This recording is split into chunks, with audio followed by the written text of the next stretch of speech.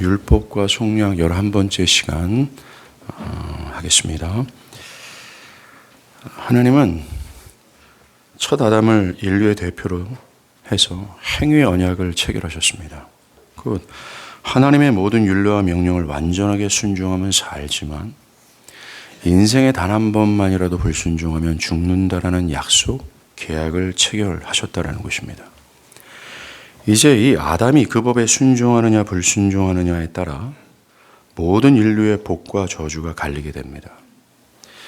그러나 불행하게도 인류의 대표였던 아담은 하나님께 불순종함으로 반역했습니다. 그 결과 아담을 머리로 한 모든 인류는 두 가지 피해를 입었습니다. 하나는 원래 받았던 하나님의 형상, 뭡니까? 하나님의 뜻을 알 수 있는 지혜와 그 하나님의 뜻을 따르려는 의지와 하나님의 뜻에 능히 순종할 수 있는 능력 모두를 상실해 버렸습니다. 그래서 더 이상 인간은 자신의 지혜로 하나님을 알 수 없고 하나님의 따르려는 의지도 없을 뿐만 아니라 하나님의 법에 순종할 수 없는 상태가 되어버렸습니다. 더 이상 그들의 영생과 저주를 좌우하는 하나님의 율법에 순종하려 하지도 않고 할 수도 없는 상태에 떨어지고 만 겁니다. 도리어 두 번째, 인류의 가진 본성은 완전히 삐뚤어져서 하나님의 법에 반역하고자 하는 의지만 남게 되었습니다. 하나님의 뜻이 아니라 오직 자기의 마음과 육체의 욕심에 따라 살기만을 바랄 뿐 그 상태에 빠져버렸다는 것이죠. 그래서 바울은 갈라디아서 3장 11절에 하나님 앞에서 아무도 행위의 순종으로 말미암아 의롭게 되지 못할 것이 분명하다라고 선언했습니다. 이제 타락한 사람의 타고난 지혜와 본성과 성향 자체로는 영원한 생명과 저주를 분간함하는 이 행위언약의 율법에 완전하게 순종할 수 없는 처지가 되어버렸습니다. 그래서 바울은 해야 살지만 할 수 없는 무능력의 상태에 있는 그들을 율법의 저주 아래 있는 자들이라고 불렀습니다. 이 율법의 저주 아래 있는 모든 인류들에게 기다리는 것은 행위의 언약의 약속대로 영원한 형벌뿐입니다. 끝없는 고통과 하나님의 저주뿐입니다. 이것이 현재 모든 인류가 처해 있는 현실입니다. 그래서 예수였습니다. 은혜가 풍성하신 하나님은 당신의 아들의 죽음으로 죄인들을 속량하시고자 약속하셨습니다. 타락한 인류들에게 유일한 소망은 바로 그리스도의 속량뿐입니다. 그것만이 유일무이한 길입니다. 하나님께서 해야 하지만 할 수 없는 죄인들을 속량하기 위해 택하신 방법은 아들의 죽음이었습니다. 하나님의 약속에 따라 우리를 속량하시려 그리스도께서는 우리와 같아지시고 율법 아래 나셨습니다. 하나님은 그에게 이사야서 53장 6절의 예언에 따라 우리 모두의 죄악을 옮기셔서 그를 우리 자신 즉 죄인으로 만드셨습니다. 죄가 없으신 그리스도께서 우리의 죄를 전가받아 우리 모두의 죄악이 되신 것입니다. 그래서 행위 언약은 우리의 죄가 대신 더 정확하게 말하면 우리 자신들이 되신 그리스도를 향해 형벌을 가하고 그를 죽이라고 외쳤습니다. 그것으로 그리스도는 우리가 받아야 될 행위 언약에 불순종한 죄값인 고통과 죽음을 당하셨습니다.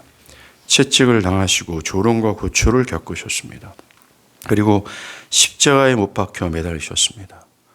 본래 그 형벌과 죽음은 우리가 받아야 될 것이었음에도 하나님 아버지는 우리가 아닌 아들을 향하게 하셨고 그 아들 그리스도는 우리를 사랑하사 우리가 받아야 될 형벌과 죽음을 대신 받으셨습니다. 그것으로 우리를 향한 하나님의 진노는 무마되었고 우리가 지불해야 될 행위 언약의 불순종에 대한 빚은 모두 지불되었습니다. 우리를 죄에서 속량하신 것이죠. 그런데 어떤 사람들은 말입니다. 오만방자를 뛰어넘어서 미처 이 귀중한 그리스도의 속량을 부인할 뿐만 아니라 필요가 없었던 일이었다라고 주장합니다. 이들은 하나님은 은혜와 사랑이 풍성하셔서 굳이 누군가의 대속의 죽음 없이도 그냥 구원해 줄 수 있는 분이라고 주장을 합니다.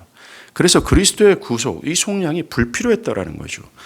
그 형벌적 죽음이 불필요했다라고 얘기를 합니다.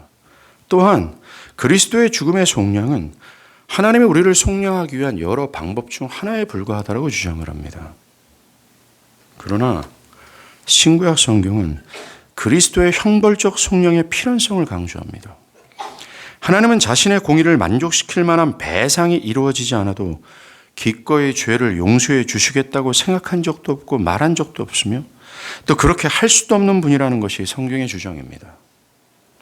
그래서 그리스도 자신도 요한복음 3장 14절에서 지난주에 우리가 본 것처럼 모세가 광야에서 뱀을 든 것 같이 이와 같이 인자도 들려야 할 것이다. must 반드시. 즉 주님의 말씀처럼 죄인들을 속량하기 위해서는 반드시 그리스도의 죽음이 있어야 된다라는 말씀입니다. 반드시라는 말씀처럼 죄인들을 속량할 수 있는 길이 오직 그리스도의 죽음 외에는 없다라는 것을 밝히신 겁니다. 그리스도의 죽음과 고난은 속량의 필수적이었고 필연적이었던 사건이었습니다. 이제 오늘 우리가 새롭게 다룰 문제는 과연 2000년 전 예수, 이 갈릴리 예수의 죽음이 우리를 죄에서 자유케 하는 속량이었는가? 과연 예수의 죽음이 아까 언급한 행위언약에 대한 죄값을 모두 배상한 참된 속량이었는가? 그의 죽음이 과연 행위언약의 저주 아래 있었던 우리를 자유케 할 수 있는 진실한 속량이었는가? 라는 문제입니다. 과연 그 그리스도의 죽음의 속량이 진실한 것인가? 효력에 있는 바로 그러한 속량인가? 라는 문제입니다. 이 문제를 다루는 이유는 어떤 사람들이 그리스도의 속량이 결코 그렇지 않다고 주장하기 때문이고 나아가 이 문제는 우리의 구원의 확실성을 좌우하기 때문입니다. 믿음은 말입니다. 그리스도 예수가 우리를 대신해서 우리가 지불해야 될 행위 언약에 대한 빚을 지불한 값을 거저 수납하여서 그 값을 마치 우리가 지불한 것처럼 여김을 받아 우리가 죄에 대해 자유한 자로 나아가 의로운 자로 여김을 받게 하는 매개체입니다. 그런데 만약 예수의 죽음이 행위 언약의 빚을 지불하는 속량이 아니라면, 그것이 진실한 것이 아니라면 믿는다 하여도 우리는 참된 속량을 수납하는 것이 아닌 것이 되므로 우리는 죄된 그대로의 상태에 있을 수밖에 없습니다. 여전히 우리는 죄와 사망 아래에 있을 수밖에 없습니다. 반대로 그리스도의 속량이 진실한 것이라면 믿는 자는 참된 속량을 수납하는 것이기에 행위 언약의 저주에서 자유하고 나아가 하나님 앞에서 의로운 자로 설 수 있음을 확신할 수 있게 됩니다. 결코 율법의 정죄를 받지 않을 뿐만 아니라 그 무엇에도 그리스도 예수 안에 있는 하나님의 사랑에서 자신이 끊어지지 않는다라는 확신을 할 수 있게 되므로 안식을 누릴 수 있게 됩니다. 그리스도의 참된 속량을 믿음으로 수납한 자들을 향한 멈추지 않는 하나님의 사랑을 누리며 살게 됩니다. 그러하기에 이 문제는 단순히 말장난이 아닙니다. 우리의 구원에 있어서 짚고 넘어가야 되는 중대한 문제입니다. 그래서 우리는 이 문제를 언급하고자 합니다. 앞으로 제가 여러분에게 제시하는 속량의 진실성을 입증하는 증거는 모두 성경의 구절들입니다. 왜냐하면 속량의 진실성을 확신할 수 있는 가장 확실한 방법이 이것이기 때문입니다. 우리의 선진들도 항상 진리에 대한 왜곡과 저항을 모두 성경의 증언으로 대응했습니다. 오늘도 그래야 하겠습니다. 자, 그리스도의 속량이 진실한 것이라는 첫 번째 증거는 그리스도께서 자신의 피값으로 우리를 속량하셨다고 성경이 증언을 하기 때문입니다. 우리가 지난주에 살펴본 바처럼 죄에서 속량을 받으려면 죄에 상응하는 값이 지불되어야 되는데 성경은 우리의 죄에 대해서 완전하고도 충분한 값이 지불되었다라고 말합니다. 고린도전서 6장 19절과 20절에 너희는 너희 것이 아니라 값으로 산 것이 되었으니 라고 말합니다. 베드로전서 1장 18절과 19절에서는 너희가 알거니와 너희 조상이 물려준 헛된 행실에서 대속함을 받은 것은 은이나 금같이 없어질 것으로 된 것이 아니요 오직 흠없고 점없는 어린 양 같은 그리스도의 보배로운 피로 된 것이다 라고 말합니다. 오늘 우리가 읽은 마태복음 20장 28절은 인자가 온 것은 섬김을 받으려 함이 아니라 도리어 섬기려 하고 자기 목숨을 많은 사람의 대속물로 주려 함이다. 이 구절들 외에도 성경은 그리스도께서 우리를 속량하시고자 자신의 죽음으로 값을 지불하셨다고 증거합니다. 우리가 살핀 이 구절들에서 대속물이라는 단어가 나오죠. 이 대속물이라는 단어는 많은 사람들을 대신하여 지불하는 값을 표현한 단어입니다. 속량은 한 사람을 포로로 억류하고 있는 사람에게 그 사람의 몸값을 지불함으로써 그 포로를 석방시키는 것을 의미하죠. 이와 같이 우리가 앞서서 간단히 언급한 것처럼 인간은 행위언에게 불순종함으로 죄책에 대해 빚진 자요, 따라서 인간은 그 죄값을 지불해야 하는 하나님의 율법과 공의의 포로입니다. 그래서 인간은 그것에 상응하는 죄값을 지불하지 않는 한 결코 율법과 공의가 요구하는 저주와 진노로부터 자유로울 수 없는 존재입니다. 그런데 성경은 그리스도의 죽음이 그 값이 되어서 그 값을 지불함으로써 그 죄인들이 속량을 받았다라고 말합니다. 바울은 고린도전서 6장 20절에 값으로 산 것이 되었으니 그런즉 너의 몸으로 하나님께 영광을 돌리라 말합니다. 사도 바울이 여기에서 배상의 의미를 가지고 있는 값, 배상 뭐예요? 죄에 상응하는 값을 지불하는 것을 배상이라고 얘기하잖아요. 이 배상의 의미를 가지고 있는 값이라는 단어를 왜 사용했겠습니까? 이것은 단순히 비유적인 표현이 아니라 실제적으로 값을 지불했기 때문에 이렇게 묘사한 겁니다. 이것은 우리의 속량이 실제적으로 값이 지불되는 배상을 통해 이루어졌다라고 하는 성경의 증언입니다. 나아가 그리스도의 죽음이라는 값을 지불함으로 우리가 죄의 구속의 상태에서 자유케 되었다라는 증거입니다. 베드로 사도는 우리를 속량케 하기 위해서 지불된 값이 은이나 금이 아니라 그리스도의 죽음이, 즉 피라고 말하고 있습니다. 이 속량의 진실성을 입증하는 단어가 또 있습니다. 오늘 우리가 읽은 마태복음 20장 28절에서 주님이 말씀하신 나는 죄인을 속량하기 위한 대속물이라 라고 하는 그 대속물이라는 단어입니다. 대속물이라는 단어는 대신하다와 해방 가격을 의미하는 두 단어의 합성어예요. 즉 대속물이란 다른 사람의 자유를 위해 대신 해방 가격을 지불하는 것을 뜻합니다. 예를 들어서 사형을 받아야 되는 어떤 사람의 자리에 다른 사람을 대신 넣음으로써 원래 사형받기로 되어 있는 사람을 살리는 의미가 이 대신 해방 가격을 지불하는 대속물이라는 뜻이에요. 이 단어야말로 속량의 진실성을 입증하는 명백한 증거입니다. 그리스도 자신뿐만 아니라 성경은 그리스도가 우리의 대속물이 되셔서 우리가 받아야 될 죽음의 자리에 대신 넣어지고 원래 죽음을 당해야 된 우리를 살리셨다라고 증거합니다. 그렇습니다. 그리스도의 속량은 그리스도가 대속물이 되셔서 우리의 형벌과 죽음의 값을 대신 완전하게 지불하신 진실한 속량이었습니다. 즉 그리스도가 대신 해방의 가격이 되셨다라고 말합니다.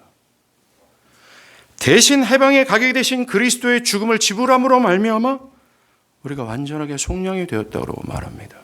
예, 그리스도의 속량은 진실한 속량이 맞습니다. 기독교의 속량에 놀라운 것은 죄인이 직접 죄에 대한 값을 지불한 것이 아니었다라는 겁니다. 죄인의 입장에선 말입니다. 그들의 속량을 위해 해야 할 일이나 할 수 있는 일이 하나도 없습니다. 그것이 신구약 성경 전체가 타락한 인류를 묘사하는 아주 강력한 주장입니다. 타락한 죄인들은 그들의 속량을 위해서 해야 할 일이 없고 할 수도 없다라고 말하고 있습니다. 오직 우리 주 예수 그리스도와 하나님 아버지의 쪽에서만 대가를 지불을 하여서 우리는 오직 하나님의 값없이 주시는 은혜와 긍휼로 말미암아 속량을 받은 것입니다. 우리가 속량을 받은 것에 우리의 어떤 공로가 기여할 수 없었습니다. 이와 같이 성경은 그리스도의 속량의 진실성을 입증하고자 합니다. 속량의 진실성을 입증하는 두 번째 증거는요, 그리스도께서 우리의 대리인의 자격으로 죽으심으로 우리의 죄를 속량하셨다고 기록하는 성경 구절입니다. 로마서 5장 6절과 7절에 우리가 아직 죄인 되어 연약할 때 기약대로 그리스도께서 경건치 않는 자를 위하여 죽으셨도다. 의인을 위하여 죽는 자가 쉽지 않고 선인을 위하여 용감히 죽는 자가 혹 있거니와 아직 죄인 되었을 때 그리스도께서 우리를 위하여 죽으심으로 하나님께서 우리에 대한 자기의 사랑을 확증하셨다. 베드로전서 3장 18절, 그리스도께서 한 번 죄를 위하여 죽으사 의인으로서 불의한 자를 대신하셨느니라. 이 두 구절에서 누구를 위하여 라는 전치사가 나오죠. 원어에서 이 전치사는 누구누구를 대신하여 라는 뜻을 지니고 있습니다. 로마서 7장에서 그리스도께서 우리를 위하여에서 우리를 위하여라는 말은 우리를 대신하여 라는 뜻입니다. 마태복음 20장 28절에 인자에 온 것은 자기 목숨을 많은 사람의 대속물로 주려 함이다 해서 이 대속물이라는 단어 또한 누구누구를 대신하다라는 뜻이 있죠. 즉 그리스도께서는 죄인들의 죄를 대신하는 대리자셨다라는 것입니다. 그리스도께서는 죄인들의 죄를 대신하는 대리인으로서 죽으셨다라는 것을 강조하는 겁니다. 죄인들을 대신하여, 즉 죄인들의 대리인으로서 죽음으로 그들을 속량하셨다라는 것이죠. 그러하기에 우리의 속량은 확실합니다. 왜요? 그리스도가 우리의 보증인 대리인으로서 우리가 받아야 될 율법의 모든 저주와 죽음을 대신 다 지불하셨기 때문입니다.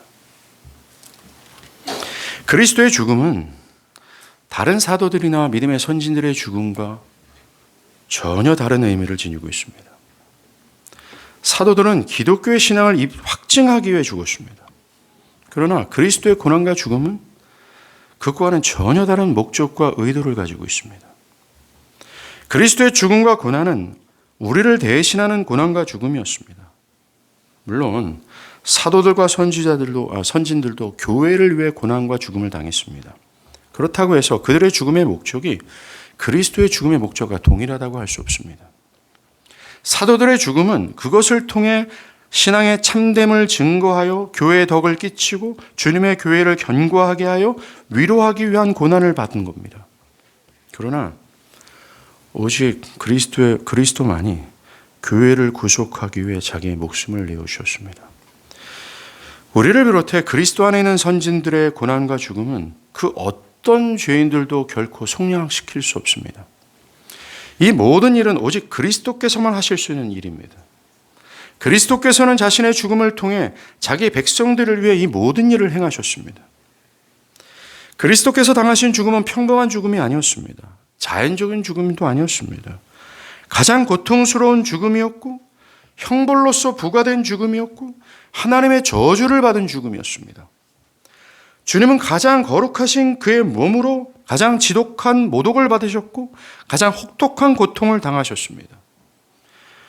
이 죽음을 앞둔 그리스도의 심령은 두려움과 슬픔에 사로잡히셨습니다. 그리스도의 몸에서 땀방울이 핏방울처럼 떨어졌고 그리스도는 자기를 죽음에서 능히 구원할 이에게 심한 통곡과 간구와 소원을 올리셨습니다. 그렇다면 왜 거룩하신 주님이 흠도 없고 죄가 없는 죽음이 왜 이 모든 고통과 죽음을 당하셨습니까? 그것은 그가 우리의 대리자가 되셨기 때문입니다. 그가 우리의 대리자가 되셔서 우리가 반드시 응징하고야만 하는 하나님의 공의가 요구하는 고통과 죽음을 대신 받으셨기 때문에 그렇습니다. 그가 받은 모든 고초와 고통과 이 저주스럽고 참혹한 모든 죽음은 본래 우리를 향하고 있었습니다. 근데 우리의 자리에 그리스도가 거기에 넣어주셔서 우리의 대리자로서 우리가 받아야 될 모든 저주와 죽음을 당하신 겁니다. 그리스도의 속량이 진실한가? 성경은 진실하다고 이렇게 증언하고 있습니다. 그가 우리가 받아야 될 모든 형벌을 대리자로서 다 받으셨다라고 말합니다. 그리스도의 속량의 진실성에 대한 세 번째 증거는 그리스도께서 우리의 모든 죄를 짊어지셨고 그것 때문에 고난을 받으셨으며 죽임을 당하셨다고 말하는 성경 구절입니다. 여러분 대표적인 성경 구절이 이사야서 53장이에요. 우리 한번 찾아볼까요? 이사야서 53장 4절에서 10절입니다.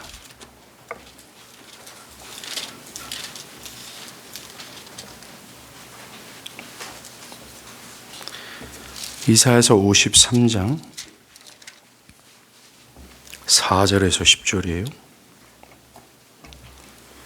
제가 읽어드리겠습니다. 그는 실로 우리의 질고를 지고 우리의 슬픔을 당하였거늘 우리는 생각하기를 그는 징벌을 받아 하나님께 맞으며 고난을 당한다 하였노라. 그가 찔림은 우리의 허물 때문이요 그가 상함은 우리의 죄악 때문이라. 그가 징계를 받음으로 우리는 평화를 누리고 그가 채찍에 맞음으로 우리는 나음을 받았도다. 우리는 다 양 같아서 그릇 행하여 각기 제 길로 갔거늘 여호와께서는 우리의 모두의 죄악을 그에게 담당시키셨도다. 그가 곤욕을 당하여 괴로울 때에도 그의 입을 열지 아니하였으며 마치 도수장으로 끌려가는 어린 양과 털 깎는 자 앞에서 잠잠한 양같이 그의 입을 열지 아니하였도다.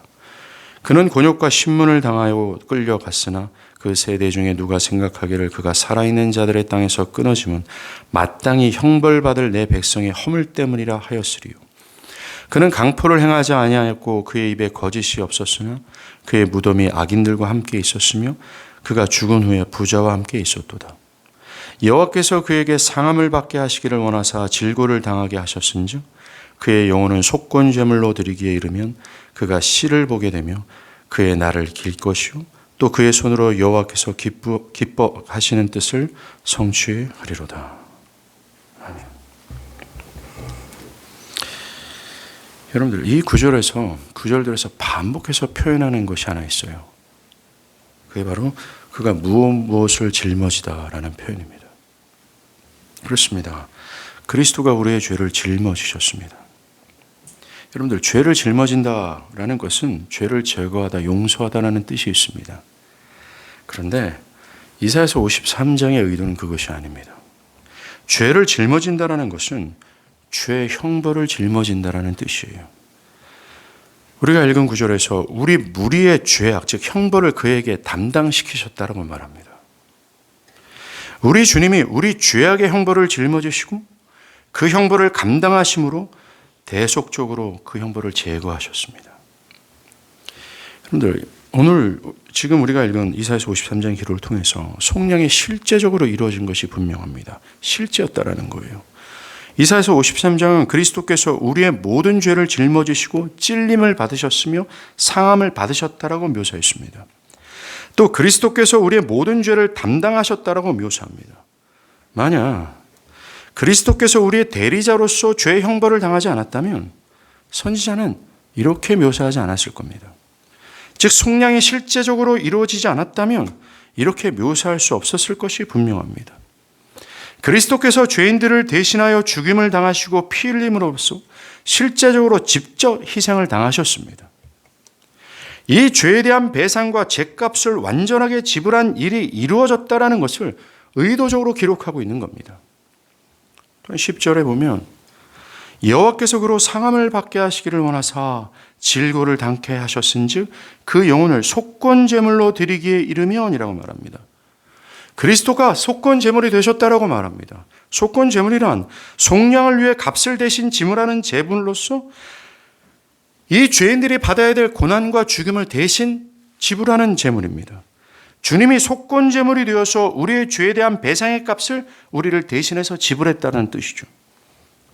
또 속량이 진실로 이루어졌다고 할 수 있는 이유 중 하나가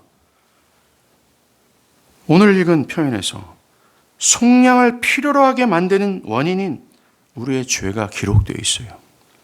그가 상한 우리의 죄악을 인함이다. 거기서 나아가 죄가 지불해야 될 형벌의 고통이 기록되어 있습니다. 그런 실로 우리의 질고를 주고 우리의 슬픔을 당하였다. 또 재판장이신 하나님에 의해서 우리의 죄가 그리스도에게 전가된 것을 기록합니다.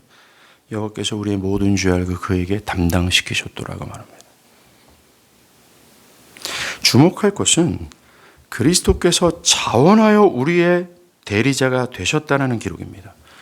여러분들 우리가 이사야서 53장에서 특별히 7절을 보면 그가 곤욕을 당하여 괴로울 때도 입을 열지 아니했다라고 말하죠. 즉 주님께서 자원해서 우리의 대리자가 되셨기에 그 엄청난 고통 앞에서도 불편하거나 고난을 마다하지 않았다라는 것입니다. 이렇게 이사야서 53장은 다른 성경들과 함께 하나님께서 우리를 속량하기 위해 우리가 감당해야 될 죄의 형벌을 우리의 대리자가 되신 그리스도께 감당케 하심으로 우리를 속량하셨다라고 다양한 각도에서 증언하고 있습니다. 신약에 와서도 바울은 갈라디아서 3장 13절에서 그리스도께서 우리를 위하여 저주를 받은 바 되사라고 말하고요. 고린도후서 5장 12절에서 하나님이 죄를 알지도 못한 자로 우리를 대신하여 죄로 삼은 것은 우리를 위하여 저주를 받은 바 되셨다라고 했습니다. 만약 주님께서 우리를 대신하여 죄인이 되시어 죄인으로 죽은 것이 아니었다면 성경이 그리스도께서 죄로 삼은 바 되셨다라고 어떻게 말할 수 있겠습니까? 또 하나님에 의해서 그리스도께서 속건제물이 되셨다고 어떻게 말할 수 있겠습니까? 또 그리스도께서 저주를 받으셨다라고 말할 수 있겠습니까? 율법이 죄인들에게 선고한 저주를 그리스도께서 다 받으셨다고 어떻게 말할 수 있겠습니까? 이러한 성경 구조는 그리스도께서 우리를 대신하여 죄를 속하셨고 그 대속의 결과 우리의 속량이 참으로 이루어졌음을 천명하기 위한 기록이었습니다. 그리스도의 속량의 진실함을 강조하기 위해서 말이죠.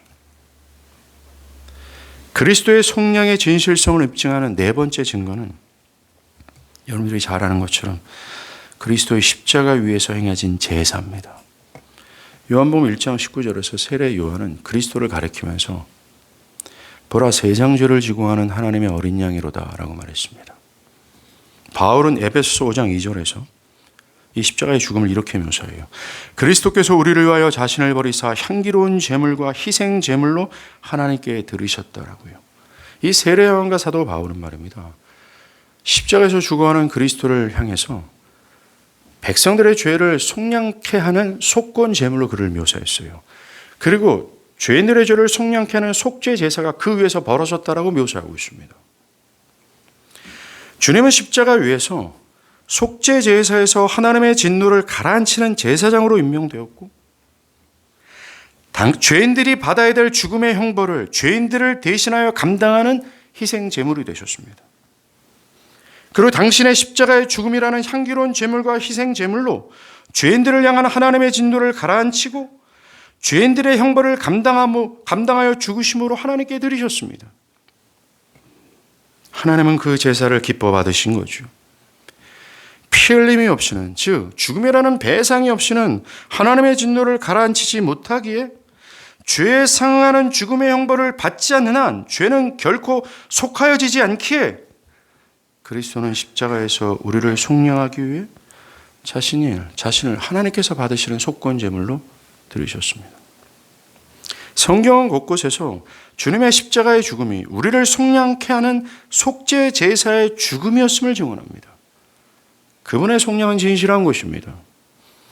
그 다음 다섯 번째로 주님의 속량이 진실하다고 할 수 있는 증거는 주님의 죽음으로 우리와 하나님이 화목하게 되었기 때문입니다. 여러분, 화목이란 죄가 하나님과 사람을 갈라놓고 그 사이에 심어놓은 불화를 깨끗이 청산하고 해결되는 것을 전제로 해요. 그래서 하나님과 죄인이 화목하기 위해서는 그 사이에는 불화가 완전히 청산되고 해결돼야 합니다. 그래서 화목을 위해서는 하나님 편에서는 하나님의 공의가 반드시 배상을 받고 만족돼야 되고 죄인의 편에서는 죄에 합당한 형벌을 받음으로써 죄책이 반드시 제거되어야 돼요. 그래야 화목이 이루어질 수 있습니다. 즉 하나님과 죄인 사이에 존재하는 불화가 배상, 속량으로 제거되지 않는 한 화목은 불가능하다라는 겁니다. 그런데 바울은 서신서 곳곳에서 신구약 성경 곳곳에서 그리스도께서 우리를 하나님과 화목하게 하셨다라고 증언합니다. 로마서 5장 10절 곧 우리가 원수 되었을 때 그 아들의 죽으심으로 말미암아 하나님으로 더불어 화목하게 되었은즉 화목된 자로서는 더욱 그의 살리심을 인하여 구원을 얻을 것입니다. 골로새서 1장 20절에서 22절 그의 십자가의 피로 화평을 이루사 만물 곧 땅에 있는 것들이나 하늘에 있는 것들을 그로 말미암아 자기와 화목하게 되기를 기뻐하심으로 전에 악한 행실로 멀리 떠나 마음으로 원수가 되었던 너희를 이제는 그의 육체의 죽음으로 말미암아 화목하게 하사 너희를 거룩하고 흠없고 책망할 것이 없는 자로 그 앞에 세우고자 하셨다라고 말합니다. 성경 곳곳에서는 그리스도께서 당신의 죽음으로 말미암아 하나님과 죄인들 사이에는 이 불화를 원천으로 제거하시고 해결하셨다고 말합니다. 뭡니까? 당신의 죽음으로 죄인들을 향한 하나님의 진노를 무마시키고 죄인들이 지불해야 될 그 형벌의 값을 대신 지불했다라는 겁니다. 그런데 어떤 인간들은 우리가 하나님께로 돌이킴으로써 화목이 이루어졌다라고 주장합니다. 즉 그리스도의 속량이 우리를 화목하게 한 것이 아니라 우리가 돌이킴으로, 우리의 의지로, 때로는 우리 믿음으로 화목이 성취됐다라고 주장합니다. 말도 안 되는 소리를 하고 있죠. 성경은 죄를 범하여 타락한 인간은 스스로의 의지로 하나님께로 돌이킬 수 없다라고 강조하지 않습니까?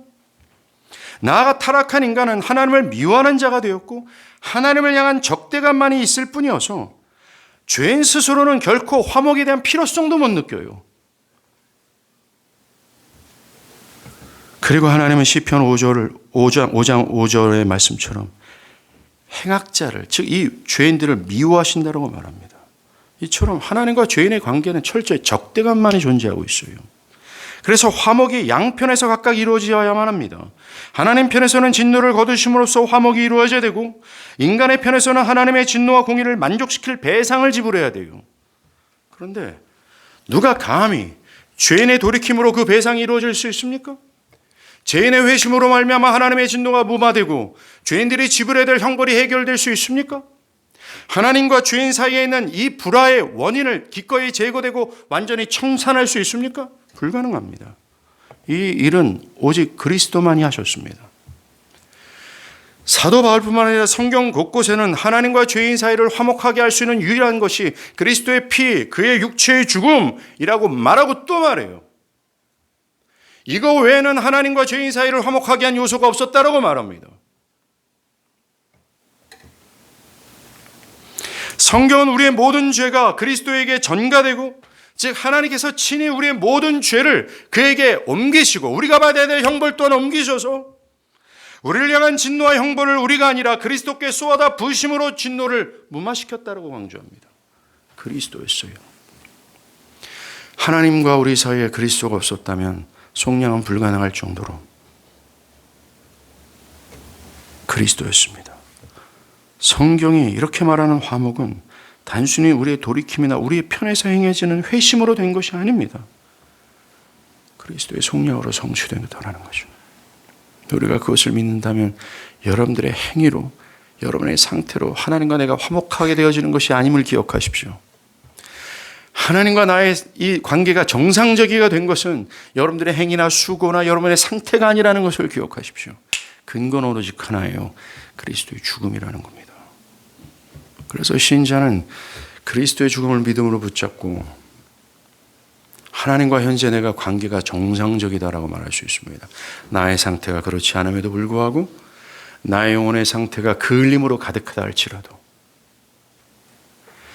이 하나님과 화목한 근거가 나의 상태와 행위에 근거한 것이 아닌 그리스도의 죽음이라는 이 유일무이한 근거 때문임을 알기에 믿음으로 붙들고 언제나 어디서나 영원 무궁토록 우리는 하나님과 자녀되었으며 정상적인 관계가 되었다고 선언할 수 있는 겁니다. 그리스도예요. 그리스도, 예수. 그리스도. 우리는 지금까지 이 속량의 진실성을 입증하는 성경 구조를 봤죠. 여러분, 이 속량의 진실성을 우리가 거론하면서 여러분들에게 나타났던 게 뭡니까? 또한 성경이 신구약 성경 전체가 총체적으로 가장 핵심적이며 중심을 차지하고 있는 이 그리스도의 속량의 메시지를 전하면서 우리에게 궁극적으로 드러내고 또 보이고자 하는 게 뭘까요? 바로 하나님의 영광입니다. 구체적으로 말씀드리면 하나님의 사랑과 공의함과 지혜예요. 속량은 하나님의 형언할 수 없는 사랑을 거침없이 드러내 보입니다. 하나님의 사랑은 우리를 살리기 위해 자신의 아들도 아끼지 않고 죽음에 내어줄 정도로 지극히 큽니다. 특별히 하나님께서 속량한 그 정체, 속량을 누구를 위해 하셨는가? 누구를 속량하셨는가? 누구를 위해 아들을 죽음에 내어주셨는가라고 생각한다면 하나님의 사랑이 정말 측량할 수 없다라는 것을 우리는 보게 됩니다. 누굽니까? 바로 저와 여러분을 포함한 하나님을 반역한 죄인입니다. 하나님을 기뻐하지도 않고 할 수도 없는, 오직 하나님에 대해서 적의감만 품고 있었던 죄인이었어요. 그들이 먼저 하나님을 사랑하고 돌이키려고 해댄 것이 아니었습니다. 그들이 먼저 하나님을 사랑하고 돌이킨 것이 아니라 하나님이 먼저 그들을 사랑하사 당신의 아들을 반역한 죄인에게 내어주셨다라는 거예요. 속량은 하나님이 먼저 죄인을 사랑하셨다라는 그 형언할 수 없는 사랑을 보입니다. 하나님이 모세가 출애굽기 33장에서 모세가 하나님께 하나님 당신의 영광을 내게 보이소서라고 간구하지 않았습니까? 그때 하나님이 모세에게 보였던 그의 영광, 그 하나님의 영광이 바로 이겁니다. 여호와라 자비롭고 은혜롭고 노하기를 더디하고 인자와 진실이 많은 하나님이라. 이것만이 아닙니다. 신구약 성경 전체를 통해서 하나님이 우리에게 보이고자 하는 하나님의 영광은 바로 하나님의 사랑이에요. 그런데 이 하나님의 사랑은 그리스도의 속량을 통해서 가장 거침없이 어떤 여백도 남기지 않고 조금의 숨김없이 거침없이 폭로되었습니다. 여러분이 하나님의 사랑을 보았다라고 할 때 그 하나님의 사랑을 확실하게 볼 수 있고 확신할 수 있는 유일한 출구는 그리스도의 속량이에요. 여러분이 기도할 때 여러분들을 어떻게 어루만졌고 나의 상한 마음을 치료할 정도라는 그 정도를 통해서 하나님의 그 거침없는 사랑, 형용할 수 없는 만대에 이르기까지 정말 거침없고 변하지 않고 중단할 수 없는 사랑을 경험하는 것이 아닙니다. 속량이에요. 그리스도의 죽음 안에서입니다. 그리스도의 속량은 이러한 하나님의 사랑의 영광을 다른 무엇과 비교할 수 없을 정도로 거침없이 보입니다. 정말 속량은 정말로 이해할 수 없는 사랑의 증거입니다. 하나님께서 왜 아들을 죽음으로 우리를 속량하셨는가? Why? 왜 우리 하나님을 반역하여 하나님을 사랑하지도 않고 할 수도 없는 폐역하고 허물과 죄로 완전히 죽어서 하나님 뜻 난 몰라요 오직 내 마음과 육체의 욕심에 따라 살아가고자 하는 이 폐역한 무리들을 위해 왜 아들을 죽음의 속량으로 내어주셨는가? 왜? 그것을 설명할 수 있는 유일한 길은 하나입니다. 하나님의 사랑이에요. 하나님의 사랑 아니면 이 설명이 불가능해요. 하나님의 사랑이 아니면은 결코 속량은 전진되지 않았을 겁니다. 하나님의 그 변함없는 사랑이 아니었다면 구약의 역사 속에서 우리는 보잖아요. 하나님의 택한 백성들의 반복적인 폐역, 반복적인 반역, 계속해서 하나님을 버리고 우상을 숭배하는 그 자들에게 과연 속량이 이루어졌을까요? 아닙니다. 그 거칠고 폐역한 구약의 역사에도 변함없이 그것을 상관치 아니하시고 아들을 죽음에 내어심으로 속량하게 하신 원인은 사랑이에요. 그럼 우리는 이 사랑이 어떤 종류인 줄 압니다. 이 사랑은 변하지 않는다라는 겁니다. 이 사랑은 외부의 환경이 흔들리지 않는다라는 거죠. 이 그리스도의 속량에서 드러난 하나님의 사랑은 하나님 백성들의 행위에 있어 좌우되지 않는다라는 것입니다. 그들이 하나님을 섬기든 그들이 하나님의 다른 우상을 섬기든 그 사랑은 취소되지 않는 사랑의 종류라는 것을 알 수 있어요. 이것을 신학적으로 언약적 사랑이라고 얘기합니다. 우리는 금요일 날 로마서 9장의 말씀을 통해서 태어나기도 전에 하나님은 당신의 백성을 사랑했다라는 증거의 말씀을 들었습니다. 그들이 태어나서 어떤 선한 일을 하거나 악한 일을 행하지 않았는데도 그들이 태어나기 전에 하나님은 당신의 백성을 택하시고 그 백성을 사랑하겠다 결단하셨습니다. 이 사랑의 종류는 여러분들의 행위에 의해서 좌우되는 것이 아니에요. 여러분들이 신앙생활을 열심히 하면 하나님의 사랑이 더해지는 그런 종류의 사랑이 아닙니다. 이것은 율법주의적 사랑이죠. 여러분들의 신앙생활이 실패하고 죄 가운데 있으면 이 하나님의 사랑이 축소되는 그런 종류의 사랑도 아닙니다. 그런 인간의 상식적인 사랑의 수준이 아니라는 것입니다. 그리스도의 속량에서 드러난 하나님의 영광, 이 사랑의 종류는 구약의 역사를 거치면서 구약의 역사는 마치 터널 안에 오물덩이와 같은 역사였어요. 폐역 그 반역 자체의 역사였습니다. 그런데 그 하나님의 사랑은 이걸 뚫었어요. 아들을 내어줬고 아들은 약속대로 우리의 대리자가 되셔서 우리가 받아야 될 모든 형벌을 짊어지시고 하나님의 진노는 우리가 아니라 우리의 형벌과 죄를 짊어진 아들을 향해 내리셨고 그 아들을 아작내셨습니다. 이 사랑은 무소리만큼의 변함이 없어요. 이 사랑은 무소리만큼 어떤 것도 저항할 수 없는 거침없는 사랑입니다. 모세가 하나님의 영광을 본 것처럼 이 사랑은 만대에 이르기까지 영원 무궁한 사랑입니다.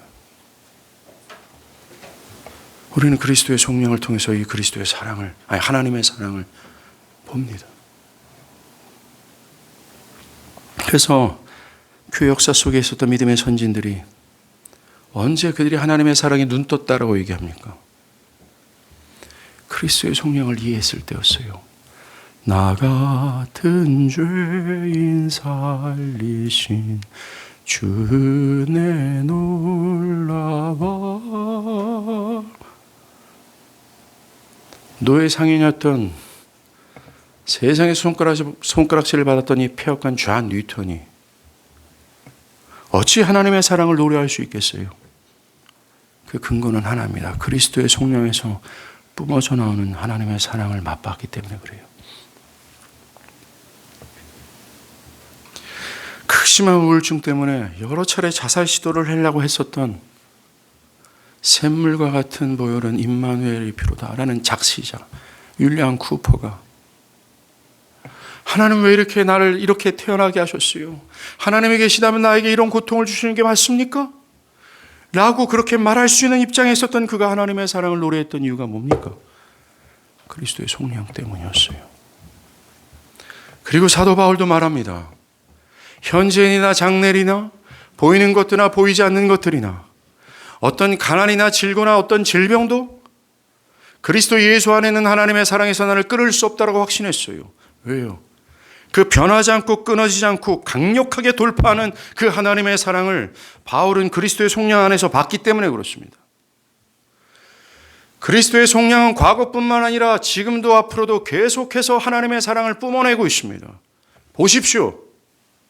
그리고 누리십시오. 그리고 그리스도의 속량 안에 머물러 바울처럼 똑같이 좀 말하십시오. 그 어떤 것도 그리스도 예수 안에는 하나님의 사랑에서 나를 끊을 수 없다라고. 그 하나님의 사랑, 넘치는 사랑 안에서 희열찬 기쁨을 좀 누리십시오. 그리스도의 속량을 통해서. 그 다음 그리스도의 속량은 하나님의 공의를 드러냅니다.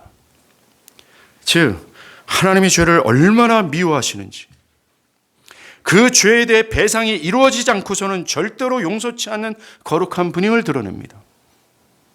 하나님의 공의는 아들의 피까지도 요구할 정도로 단호합니다. 죄는 기필코 그 대가를 지불해야 된다는 것이는 한 채의 양보도 없습니다. 속량은 우리에게 이것을 보여줍니다. 그러하기에 그리스도의 속량은 참으로 다행이며 감사한 일입니다. 속량이 아니었다면 우리는 그 형벌을 나 개인으로 직접 받아야 했었기 때문이죠. 이 하나님의 공의는 하나님의 영광, 그분의 선하심과 사랑을 드러내고 있고 아주 중요한 역할을 하고 있습니다. 공의는 더욱더 하나님의 사랑에 참으로 감사하게 만든다는 것이죠. 우리는 하나님이 죄를 향해 무시무시한 태도를 갖고 있을 그걸 바라보면서 휴, 살았다 라고 하면서 그 그리스도의 속량의 가치를 더 뛰어나게 봅니다. 그리고 그리스도의 속량에서 드러나는 하나님의 사랑이 더 높고 지극히 크다는 사실을 실감하게 되지요. 그리고 우리는 이 그리스도의 속량에서 드러나는 하나님의 공의를 통해서 하나님이 죄를 얼마나 미워하신지를 알아. 그동안 죄를 가까이 했던 우리의 죄를 회개하게 됩니다. 하나님이 아들의 피까지 요구할 정도로 죄를 미워하신다라는 것을 알고 또한 우리도 죄를 미워하고 죄와 싸우게 되죠. 죄를 용납하지 않기를 바라는 자로 살아가게 됩니다. 또 그리스도의 속량은 하나님의 지혜의 탁월함을 보여줘요. 여러분들, 우리를 구원하시고자 하는 하나님의 사랑과 우리를 기필코 벌하셔야 되는 것을 요구하는 하나님의 공의가 어떻게 조화롭게 될 수 있었을까요? 성경은 하늘의 모든 천사들도 이 비밀을 풀 수 없다, 이 난제를 풀 수 없다라고 판단했다고 말합니다. 그런데 하나님의 지혜는 이 두 가지를 조화롭게 할 수 있는 탁월한 길을 발견했습니다. 그것이 바로 자신의 아들을 죽음으로 내어주는 속량이었어요. 이 하나님의 지혜가 아니었더라면 결코 해결될 수 없었습니다. 그런데 이 하나님의 지혜로 말미암아 이 난제가 거뜬하게 해결이 되었습니다. 여러분들, 우리는 그리스도의 속량을 보면서 하나님의 지혜를 찬미하게 되고 감탄하게 됩니다.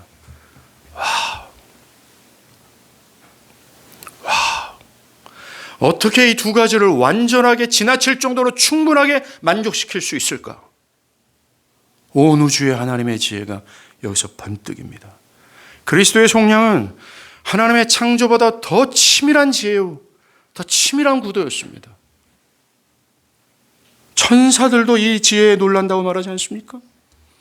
이 지혜로 말미암아 행위 언약에 빚진 죄인들은 형벌과 저주에서 평안을 얻게 됐죠. 속량을 보면서 우리는 이것을 보게 되는 겁니다. 지혜의 하나님을 찬양하십시오. 이처럼 그리스도의 속량은 하나님의 사랑과 공의와 지혜라는 이 세 물줄기가 한 곳에 모여서 성경 전체를 통해 드러나고자 하시는 하나님 계시의 목적지 중 하나입니다. 하나님께서 태초전에 계획하신 모든 일은 그리스도의 속량을 통하지 않으면 또한 그것이 없이는 결코 성취될 수 있는 것은 하나도 없습니다. 왜요? 우리의 죄가 하나님과 우리의 사를 갈라놓고 그 선하신 뜻이 죄된 인류들에게 조금 더 흘러나지 못하도록 막고 있기 때문에 그렇습니다. 우리의 구원을 향했던 예정하심, 우리를 의롭게 하여서 당신의 자녀로 삼는 것, 나아가 그분의 나라의 백성으로 삼아 우리를 인도하신다라는 약속, 결국 새 에덴에서 영광의 하나님과 함께 거하는 그 등등, 이 신구약 성경에서 계시된 하나님의 뜻과 모든 약속들, 이 모든 일들은, 우리를 향한 하나님의 모든 계획과 약속은 속량을 통하지 않고서는 절대로 성취가 불가능한 요소였었어요. 그 엄청난 하나님의 뜻과 원대하신 하나님의 약속은 그리스도 한 분의 죽음의 속량 하나로 다 모아져서 이걸 통해서만 성취될 수 있었다라는 것입니다. 그런데 성경은 그리스도가 죽음으로 이 속량을 성취했다고 말해요. 이것으로써 태초전에 하나님께서 계획하신 당신의 계획과 뜻과 우리를 향한 약속과 모든 것이 성취될 수 있게 되었습니다. 그리스도를 믿는 자들은 죄인에서 의롭다 하심을 받을 수 있게 되었고, 그 죄인이 하나님의 자녀와 그분의 백성이 되었고, 그의 인도하심을 받을 수 있게 되었고, 나아가 현 시점에서부터 하나님 나라에 이르기까지 중단되지 않는 사랑을 당신의 백성들이 받게 되었고, 결국 새 에덴의 영원히 하나님과 함께할 수 있게 되었습니다. 그리스도의 속량은 죄로 막혀 있었던 은혜의 댐을 한순간에 무너뜨려서 하나님의 사랑과 은총을 거침없이 백성들에게 흘러가게 하신 역사였습니다. 그리스도의 속량을 찬양합니다. 그리고 제가 아까 문제를 제기했던, 우리가 이 그리스도의 속량의 진실성을 왜 우리가 입증해야 되고 이 문제를 왜 다뤄야 됩니까? 확신의 문제 때문에 그래요. 믿음은 그리스도의 모든 공로를 거저 수납함으로 말미암아 내가 행하지 않은 그리스도의 공로를 내가 마치 행한 것처럼 여김을 받아 의롭게 여김을 받게 되는 구원의 가장 중요한 매개체입니다. 그리스도께서 무엇을 하셨어요? 대리자가 되셔서 하나님의 진노를 무마시키고 우리가 받아야 될 모든 형벌을 다 받았잖아요. 중요한 건 행위 언약의 빚을 진 우리는 그것을 주님이 보여주던 그대로 배상해야 되건만, 우리가 불가능하기에 그리스도가 대신했잖아요. 우리는 한 곳이 없습니다. 그런데 믿음은 그리스도께서 행하신 그것을 수납하게 함으로 우리가 하지 않았지만 우리가 마치 한 것처럼 여김을 받아 우리를 구속하십니다. 우리가 구원을 확신할 수 있는 이유는 그리스도의 속량이 진실하기 때문에 그렇습니다. 그 예수의 십자가의 죽음의 역사가 그 어떤 의미가 있는지를 알고 그것이 진실하기 때문에 그렇습니다. 우리는 믿음으로 참된 진실된 속량을 수납받았어요. 그 결과 우리는 하나님 앞에서 모든 죄에 대한 빚을 배상한 자로 여김을 받을 뿐만 아니라 율법의 모든 행위, 율법의 모든 요구를 완전히 충족한 자로 여김을 받게 되어 하나님의 자녀가 될 수 있는 거죠. 더 이상 그리스도를 믿는 자는 죄의 형벌에 대해서 두려워할 필요가 없어졌습니다. 그리스도의 성령은 진실한 것으로서 믿는 자는 더 이상 현재와 미래의 구원에 대해 의심할 필요가 없습니다. 하나님께서 죄로 인해 나를 벌하실 거라는 생각할 필요조차 없습니다. 그리스도 예수 안에 있는 자는 결코 정죄함을 받지 않을 뿐만 아니라 그 무엇도 그리스도 예수 안에 있는 하나님의 사랑에서 끊을 수 있는 조차가 없습니다. 철저한 장벽이며 철저한 안식처며 철저한 보호처를 얻게 되었습니다. 이것이 바로 그리스도의 성령의 진심을 확신하는 자가 누리는 복이에요. 바랍니다. 그리스도께서 우리를 진실하게 속량하셨음을 확신하고 구원의 확신과 하나님에 대한 사랑에 대한 확신을 누리며 사는 여러분들 되길 바랍니다. 기도하시겠습니다.